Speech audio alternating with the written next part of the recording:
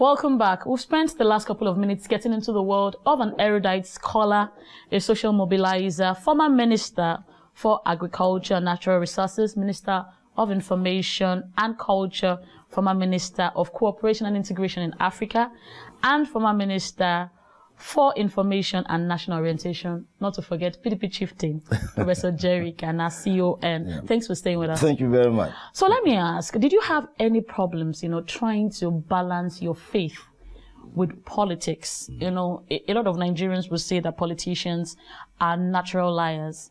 So how did you, find that balance between, doing politics and your faith?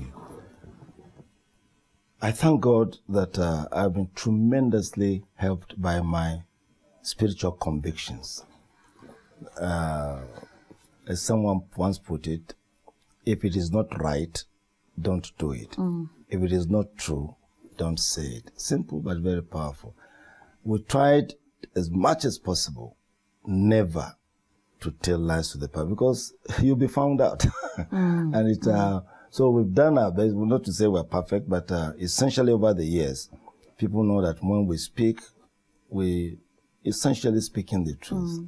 And so that has helped me tremendously. And if a mistake is made, we also have the humility to be able to say, sorry, this is what has happened. And Nigerians, sometimes if you're honest about it, they very forgiving. That. Yeah, they respect So what signifies your greatest achievement, in politics? What would you say is your greatest achievement? Yeah. Well, I think that, I thank God that I was one of the key founding members of the People's Democratic Party and the restoration of democracy. And I think I really thank God for that.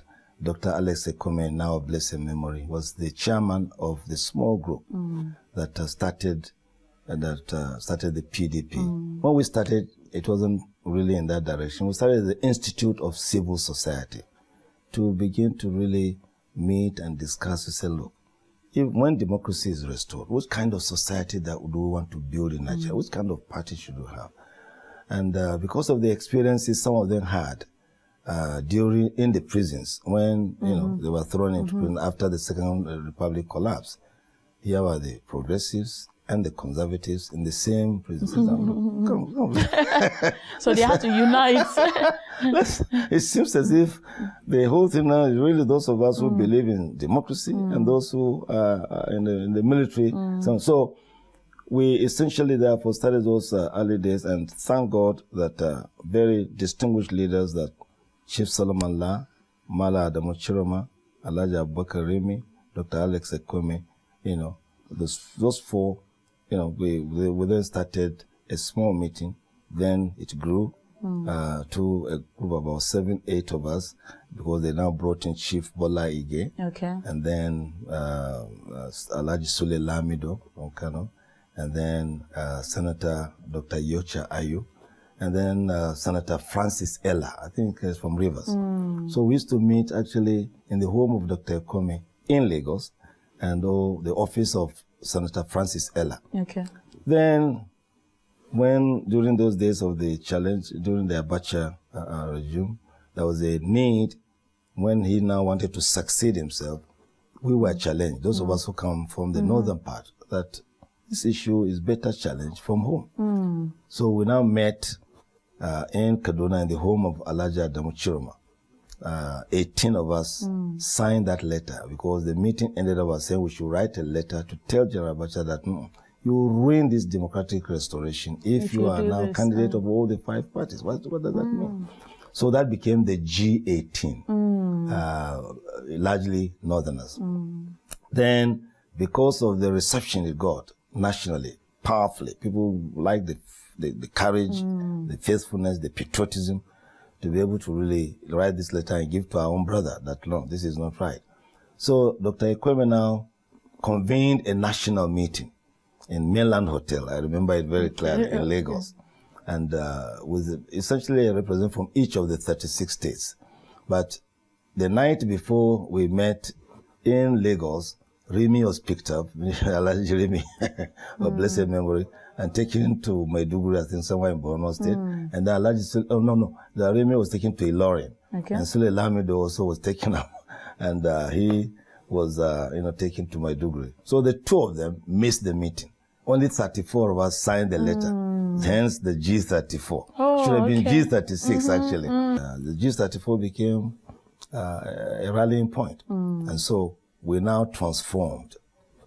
And the first major meeting, I really thank God for that, I hosted here in Abuja. And our first resolution to transform into a political party was in my house here in Nassau Drive. But somewhere along the line, the PDP lost the confidence of Nigerians somehow. Now, what are you doing as a founding father of the PDP to ensure that this trust, the integrity, that you founded this party with, is restored? Yeah. Thank you very much. I think, if we're to be honest, I agree with you that a few things were done here and there that we lost the trust which Nigerians had for 16 years. Part of what we're doing is to make sure we restore those same values for which the people loved us.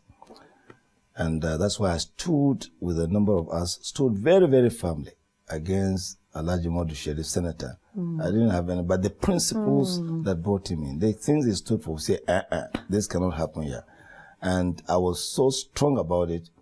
For the first time in this party, I organized together with Senator Mantu and a few others, organized a counter convention here in Abuja. The others were in Port Harcourt. Port Harcourt, yeah. And the rest is now history. So we've maintained that no, we must do what is right and what is good. Secondly, we are now preparing to say that as we prepare for the next elections, we must promise less and deliver more. That's for credibility. I think that's the mistake that APC made. They promise so much. And even if they are delivering, it's not, they are not fulfilling their promise. So you lose credibility. So thirdly, we must execute.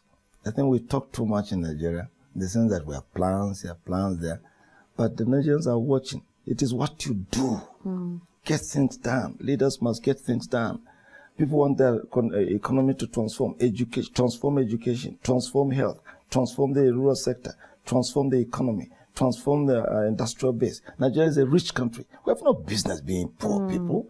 So part of that is what we're now training, because I'm a great believer that you also have to raise good leaders. Leaders don't just happen. They are raised. But in Nigeria, we don't pay attention to it. This time around, we are doing a lot to pay attention to the issue of leadership, raising leaders of honor, of integrity, of capacity, of wisdom, of the ability to move and get things done. Where do you see, this new PDP, this fresh PDP? Yes. What's your dream for it? First and foremost, I want us to restore, the party to restore its core values, its ideals, its principles and programs. Secondly, I'd love to see the party very strong and united in such a way that we'll be able to not only select the leaders that will be governors and ministers and so on and other levels, but also in 2019, take over power from the APC. Most young people in Nigeria would argue that, like you mentioned earlier, as at 30, in your 30s, you were already, on the path, to leading, politically. That your generation appears not to be given the chance to young people to, get a chance to even test their ability in leadership. That is not true, actually. What? Because myself, I thank General Babangida then. He gave me and Professor Tunde Adeniran as leaders of the movement called MAMSA. And we mobilized for 8 years. Towards the end of that, we came up with an idea when we created the two parties, the SDP and the NRC. That, look, just clear off all these oldies. Let that be a new generation. It wasn't a good experiment. Some were fine, but there was a huge disaster. And because maybe they were not prepared for it. The second, therefore, we got burnt because it was the theory to say, look, give it to the new generation, give it to the young people, wait. Maybe the wrong set of young people got it. At the time. Oh, how sad. But then we didn't give up. when we now came into PDP and formed the party, those of us who are the founding fathers at that time, none of us stood for any major office as governors or senators. The only one was the presidential, which was, certainly most of the young people. But we in the PDP deliberately said, no, bring up a new generation. So sincerely, we believe in the younger one. I think that generation created the likes of Donald Duke of the time, in PDP, and then some of them did very well. Some of those so there was a better success. That, as you say, people like Donald Duke and a few others did very well as as governors. So, in this new restoration of democracy within the PDP, I believe that we should, encourage younger people with integrity, with character. But the problem is that the system of selection has been bastardized. They're now thinking more, where would the young people get the money, the kind of money they're talking about? We don't. That's why I don't believe we should really emphasize money. Because if you do, then you disenfranchise absolutely a lot of people. So lastly, let me ask you one thing that you know about yourself that a lot of people do not know. Oh, yeah. But you would like to share with them today. One thing. Just one thing. That people don't know? Oh, I think most of what I am, maybe people might not know that I'm a very strong family man. I love my wife. I love my children. I love to see a healthy family. The family is the most powerful unit in society. Unfortunately, we are not paying attention much these days to raising solid families. Good societies are made up of families.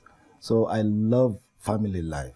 And even though my children are now grown up with their own children, they know I care for them. I love them. I want to do the best for them.